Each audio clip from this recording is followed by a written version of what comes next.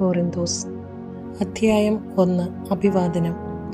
ദൈവതിരുമനസ്സാൽ യേശുക്രിസ്തുവിന്റെ അപ്പസ്തോലനായ പൗലോസും സഹോദരൻ തിമോത്തേയോസും കോറിന്തോസിലുള്ള ദൈവത്തിന്റെ സഭയ്ക്കും അക്കായിയായിലെങ്ങുമുള്ള വിശുദ്ധർക്കും എഴുതുന്നത്. നമ്മുടെ പിതാവായ ദൈവത്തിൽ നിന്നും കർത്താവായ യേശുക്രിസ്തുവിൽ നിന്നും നിങ്ങൾക്ക് കൃപയും സമാധാനവും. സഹനത്തിലൂടെ സമാശ്വാസം. നമ്മുടെ കർത്താവായ യേശുക്രിസ്തുവിന്റെ ദൈവവും പിതാവും കരുണയുടെ പിതാവും സകല സമാശ്വാസത്തിന്റെയും ദൈവവുമായവൻ വാഴ്ത്തപ്പെട്ടവനാകട്ടെ. ദൈവം ഞങ്ങൾക്ക് നൽകുന്ന സാന്ത്വനത്താൽ ഓരോ തരത്തിലുള്ള വേദകൾ അനുഭവിക്കുന്നവരെ ആശ്വസിപ്പിക്കാൻ ഞങ്ങൾ ശക്തരാക്കേണ്ടതിനും ഞങ്ങൾ ദൈവത്തിൽ നിന്ന് അനുഭവിക്കുന്ന അതേ ആശ്വാസം തന്നെ അവരും അനുഭവിക്കേണ്ടതിനും അവിടുന്ന് ഞങ്ങളെ എല്ലാ ക്ലേശങ്ങളിലും സമാശ്വസിപ്പിക്കുന്നു. ക്രിസ്തുവിന്റെ സഹനങ്ങളിൽ ഞങ്ങൾ സമർത്ഥമായി പങ്കുചേരുന്നത് പോലെ ക്രിസ്തുവിലൂടെ സമാശ്വാസത്തിലും ഞങ്ങൾ സമർത്ഥമായി പങ്കുചേരുന്നു. ഞങ്ങൾ ക്ലേശങ്ങൾ അനുഭവിക്കുന്നെങ്കിൽ അത് നിങ്ങളുടെ സമാശ്വാസത്തിനും രക്ഷയ്ക്കും വേണ്ടിയാണ്. ഞങ്ങൾക്ക് ആശ്വാസം ലഭിക്കുന്നെങ്കിൽ അത് നിങ്ങളുടെ ആശ്വാസത്തിനു വേണ്ടിയാണ്.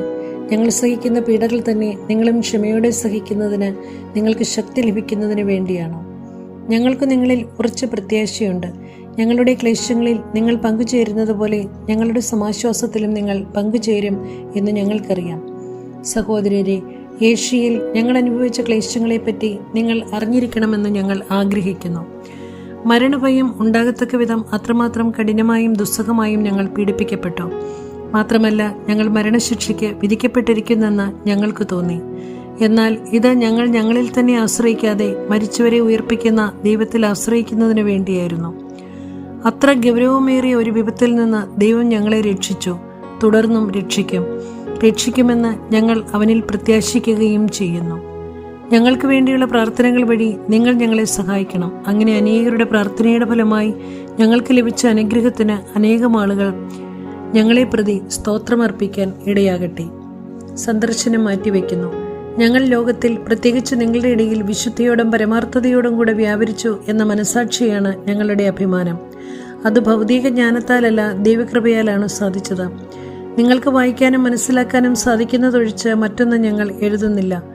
ഇപ്പോൾ നിങ്ങൾ ഞങ്ങളെ ഭാഗികമായി മനസ്സിലാക്കുന്നതുപോലെ നമ്മുടെ കർത്താവായ യേശുവിന്റെ ദിനത്തിൽ നിങ്ങൾ ഞങ്ങളുടെ അഭിമാനവും ഞങ്ങൾ നിങ്ങളുടെ അഭിമാനവുമാണെന്ന് നിങ്ങൾ സമ്പൂർണ്ണമായും ഗ്രഹിക്കുമെന്ന് ഞാൻ പ്രത്യാശിക്കുന്നു. ഈ വിശ്വാസത്തോടെയാണ് നിങ്ങൾക്ക് വീണ്ടും കൃപ ലഭിക്കേണ്ടതിന് നിങ്ങളുടെ അടുത്ത് വരാമെന്ന് ഞാൻ നേരത്തെ നിശ്ചയിച്ചത്. മക്കെദോനിയയ്ക്ക് പോകുന്ന വഴി നിങ്ങളെ സന്ദർശിക്കണമെന്നും അവിടെ നിന്ന് നിങ്ങളുടെ അടുത്ത് തിരിച്ചെത്തണമെന്നും അവിടെ നിന്ന് നിങ്ങൾ എന്നെ യൂദയായിലേക്ക് യാത്ര അയക്കണമെന്നും ആയിരുന്നു എൻ്റെ ആഗ്രഹം. എൻ്റെ ഈ തീരുമാനത്തിൽ ഞാൻ ഉറപ്പില്ലാത്തവനായിരുന്നുവോ? ഒരേ സമയം അതെ എന്നും അല്ല എന്നും പറയാൻ മുതിരുന്ന ലൗകിക മനുഷ്യനെ പോലെയാണോ ഞാൻ പദ്ധതികൾ തയ്യാറാക്കുന്നത്? നിങ്ങളോടുള്ള ഞങ്ങളുടെ വാക്കുകൾ ഒരേ സമയം അതെ എന്നും അല്ല എന്നും ആയിരുന്നില്ല എന്നതിന് വിശ്വസ്തനായ ദൈവം സാക്ഷിയാണ്. എന്തുകൊണ്ടെന്നാൽ നിങ്ങളുടെ ഇടയിൽ ഞാനും സിൽവാനോസും തിമോത്തേയോസും പ്രസംഗിച്ച ദൈവപുത്രനായ യേശുക്രിസ്തു അതേയും അല്ലയും ആയിരുന്നില്ല, എല്ലായ്പ്പോഴും അതേ തന്നെയായിരുന്നു. ദൈവത്തിന്റെ സകല വാഗ്ദാനങ്ങളും ക്രിസ്തുവിൽ അതേ എന്നു തന്നെ. അതുകൊണ്ട് തന്നെയാണ് ദൈവമഹത്വത്തിന് അവൻ വഴി ഞങ്ങൾ ആമേൻ പറയുന്നത്. ഞങ്ങളെ നിങ്ങളോടുകൂടെ ക്രിസ്തുവിൽ സ്ഥാപിച്ചിരിക്കുന്നതും അഭിഷേകം ചെയ്തിരിക്കുന്നതും ദൈവമാണ്. അവിടുന്ന് നമ്മിൽ തൻ്റെ മുദ്ര പതിക്കുകയും അച്ചാരമായിട്ട് തൻ്റെ ആത്മാവിനെ നമ്മുടെ ഹൃദയങ്ങളിലേക്ക് പകരുകയും ചെയ്തിരിക്കുന്നു. നിങ്ങളുടെ ഗുണത്തിനു വേണ്ടിയാണ് ഞാൻ കോറിന്തോസിലേക്ക് വരാതിരുന്നത്. ഇതിനായി എൻ്റെ ജീവനെ ചൊല്ലി ദൈവത്തെ ഞാൻ സാക്ഷിയാക്കുന്നു. നിങ്ങളുടെ വിശ്വാസത്തിന്മേൽ ഞങ്ങൾ ആധിപത്യം പുലർത്തുന്നില്ല. നിങ്ങൾ വിശ്വാസ സ്ഥിരതയുള്ളവരായതുകൊണ്ട് നിങ്ങളുടെ സന്തോഷത്തിനു വേണ്ടി ഞങ്ങൾ നിങ്ങളോടൊത്ത് ജോലി ചെയ്യുന്നു. അധ്യായം 2. ദുഃഖമുളവാക്കുന്ന മറ്റൊരു സന്ദർശനം വേണ്ട എന്ന് ഞാൻ തീർച്ചയാക്കി. ഞാൻ നിങ്ങളെ ദുഃഖിപ്പിക്കുന്നെങ്കിൽ ഞാൻ ദുഃഖിപ്പിച്ചവരല്ലാതെ മറ്റാരാണ് എന്നെ സന്തോഷിപ്പിക്കുവാനുള്ളത്? ഞാൻ വരുമ്പോൾ എനിക്ക് സന്തോഷം നൽകേണ്ടവർ എന്നെ ദുഃഖിപ്പിക്കാതിരിക്കാൻ വേണ്ടി മാത്രമാണ് ഞാൻ എഴുതിയത്. എൻ്റെ സന്തോഷം നിങ്ങൾ ഓരോരുത്തരുടെയും സന്തോഷമായിരിക്കുമെന്ന് നിങ്ങളെപ്പറ്റി എനിക്ക് ഉറപ്പുണ്ടായിരുന്നു. വലിയ ദുഃഖത്തോടും ഹൃദയവിധിയോടും വളരെ കണ്ണുനീരോടും കൂടി ഞാൻ നിങ്ങൾക്ക് എഴുതിയത് നിങ്ങളെ ദുഃഖിപ്പിക്കുവാൻ വേണ്ടിയല്ല, മറിച്ച് നിങ്ങളോടുള്ള എൻ്റെ സമർത്ഥമായ സ്നേഹം അറിയിക്കാൻ വേണ്ടിയാണ്. അപരാധിക്കു മാപ്പ്. ദുഃഖമുളവാക്കിയവൻ എന്നെയല്ല ദുഃഖിപ്പിച്ചത്, ഒരു പരിധിവരെ ഞാൻ മയപ്പെടുത്തി പറയുകയാണ്, നിങ്ങളെല്ലാവരെയുമാണ്. അങ്ങനെയുള്ളവന് ഭൂരിപക്ഷം പേർ നൽകുന്ന ഈ ശിക്ഷ ധാരാളം മതി. അതുകൊണ്ട് അവൻ അഗാധ ദുഃഖത്തിൽ നിബന്ധിക്കാതിരിക്കുന്നതിന് നിങ്ങൾ അവനോട് ക്ഷമിക്കുകയും അവനെ ആശ്വസിപ്പിക്കുകയും ചെയ്യണം. നിങ്ങൾക്ക് അവനോടുള്ള സ്നേഹത്തെക്കുറിച്ച് അവൻ ഉറപ്പുവരുത്തണമെന്ന് ഞാൻ അഭ്യർത്ഥിക്കുന്നു. എല്ലാ കാര്യങ്ങളിലും നിങ്ങൾ അനുസരണയുള്ളവരാണോ എന്ന് പരീക്ഷിച്ചറിയുന്നതിന് വേണ്ടിയാണ് ഞാൻ എഴുതിയത്. നിങ്ങൾ ക്ഷമിക്കുന്നവനോട് ഞാനും ക്ഷമിക്കുന്നു. ഞാൻ എന്തെങ്കിലും ക്ഷമിച്ചിട്ടുണ്ടെങ്കിൽ അത് ക്രിസ്തുവിൻ്റെ നാമത്തിൽ നിങ്ങൾക്ക് വേണ്ടിയാണ്. ഇത് സാത്താൻ നമ്മെ കബളിപ്പിക്കാതിരിക്കേണ്ടതിനാണ്. അവൻ്റെ തന്ത്രങ്ങളെപ്പറ്റി നമ്മൾ അജ്ഞരല്ലല്ലോ. ആകുലതയും ആശ്വാസവും. ക്രിസ്തുവിന്റെ സുവിശേഷം പ്രസംഗിക്കാൻ ഞാൻ ത്രോവാസിൽ ചെന്നപ്പോൾ കർത്താവിൽ എനിക്കായി ഒരു വാതിൽ തുറക്കപ്പെട്ടു. എന്നാൽ എൻ്റെ സഹോദരനായി തീത്തോസിനെ അവിടെ കാണായികയാൽ എൻ്റെ മനസ്സിന് ഒരു സ്വസ്ഥതയുണ്ടായിരുന്നില്ല. അതിനാൽ ഞാൻ അവിടെയുള്ളവരോട് യാത്ര പറഞ്ഞിട്ട് മക്കദോനിയയിലേക്ക് പോയി. ക്രിസ്തുവിൽ ഞങ്ങളെ എല്ലായ്പ്പോഴും വിജയത്തിലെത്തിക്കുകയും അവനെക്കുറിച്ചുള്ള ജ്ഞാനത്തിന്റെ സൗരഭ്യം ഞങ്ങൾ വഴി എല്ലായിടത്തും പരത്തുകയും ചെയ്യുന്ന ദൈവത്തിന് സ്തുതി. എന്തുകൊണ്ടെന്നാൽ രക്ഷിക്കപ്പെടുന്നവരുടെ ഇടയിലും ശിക്ഷിക്കപ്പെടുന്നവരുടെ ഇടയിലും ഞങ്ങൾ ദൈവത്തിന് ക്രിസ്തുവിന്റെ പരിമളമാണ്. ഒരുവന് മരണത്തിൽ നിന്ന് മരണത്തിലേക്കുള്ള സൗരഭ്യവും അവരിന് ജീവനിൽ നിന്ന് ജീവനിലേക്കുള്ള സൗരഭ്യവും. ഇവയ്ക്കെല്ലാം കെൽപ്പുള്ളവൻ ആരാണ്? ദൈവവചനത്തിൽ മായം ചേർത്ത് കച്ചവടം ചെയ്യുന്ന അനേകരുണ്ട്. അവരെ പോലെയല്ല ഞങ്ങൾ, മറിച്ച് ദൈവസന്നിധിയിൽ വിശ്വസ്തരും ദൈവത്താൽ നിയോഗിക്കപ്പെട്ടവരുമെന്ന നിലയിൽ ക്രിസ്തുവിൽ ഞങ്ങൾ സംസാരിക്കുന്നു. അധ്യായം 3. ഉടമ്പടിയുടെ ശുശ്രൂഷകർ. ഞങ്ങൾ വീണ്ടും ആത്മപ്രശംസ ചെയ്യുകയാണോ? മറ്റു ചിലർക്ക് എന്നതുപോലെ ഞങ്ങൾക്ക് നിങ്ങളുടെ പേർക്കോ നിങ്ങളിൽ നിന്നോ ശുപാർശ കത്തുകൾ ആവശ്യമുണ്ടോ?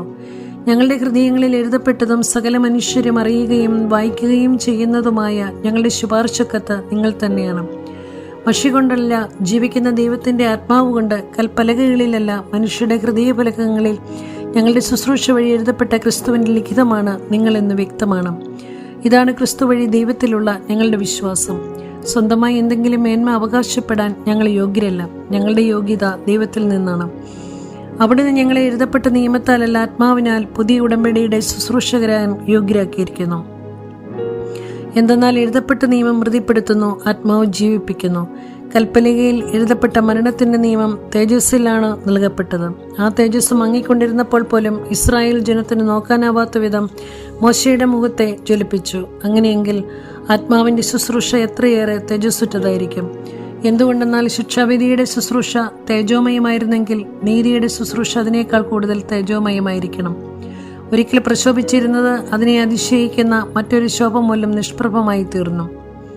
മങ്ങി മറിഞ്ഞു പോയത് തേജസ്സുള്ളതായിരുന്നെങ്കിൽ നിലനിൽക്കുന്നത് തീർച്ചയായും അതിനേക്കാൾ തേജസ്സുള്ളതായിരിക്കണം. ഈ ദൃശ്യമായ പ്രത്യാശ ഞങ്ങൾക്കുള്ളതുകൊണ്ട് ഞങ്ങൾ ധൈര്യമുള്ളവരാണ്. മങ്ങിക്കൊണ്ടിരുന്ന തേജസ്സിന്റെ തിരോധാനം ഇസ്രായേൽക്കാർ ദർശിക്കാതിരിക്കാൻ വേണ്ടി മുഖത്ത് മൂടുപടം ധരിച്ച മോശയെപ്പോലെയല്ല ഞങ്ങൾ. അവരുടെ മനസ്സ് കടുപ്പമേറിയതായിരുന്നു. അവർ പഴയ പ്രമാണം വായിക്കുമ്പോൾ അതേ മൂടുപടം ഇന്നും അവശേഷിക്കുന്നു. എന്തെന്നാൽ ക്രിസ്തുവിലൂടെ മാത്രമാണ് അത് നീക്കപ്പെടുന്നത്. അതെ, ഇന്നും മോശയുടെ ഗ്രന്ഥം വായിക്കുമ്പോഴെല്ലാം അവരുടെ മനസ്സിൽ ഒരു മൂടുപടം കിടക്കുന്നുണ്ട്. എന്നാൽ ആരെങ്കിലും കർത്താവിലേക്ക് തിരിയുമ്പോൾ ആ മൂടുപടം നീക്കപ്പെടുന്നു. കർത്താവ് ആത്മാവാണ്. കർത്താവിന്റെ ആത്മാവുള്ളിടത്ത് സ്വാതന്ത്ര്യമുണ്ട്. കർത്താവിന്റെ മുഖത്വം കണ്ണാടിയിൽ എന്ന പോലെ മൂടുപടമണിയാത്ത മുഖത്ത് പ്രതിഫലിക്കുന്ന നാം എല്ലാവരും അവിടുത്തെ സാദൃശ്യത്തിലേക്ക്, മഹത്വത്തിൽ നിന്ന് മഹത്വത്തിലേക്ക് രൂപാന്തരപ്പെട്ടുകൊണ്ടിരിക്കുകയാണ്. ഇത് ആത്മാവായ കർത്താവിന്റെ ദാനമാണ്.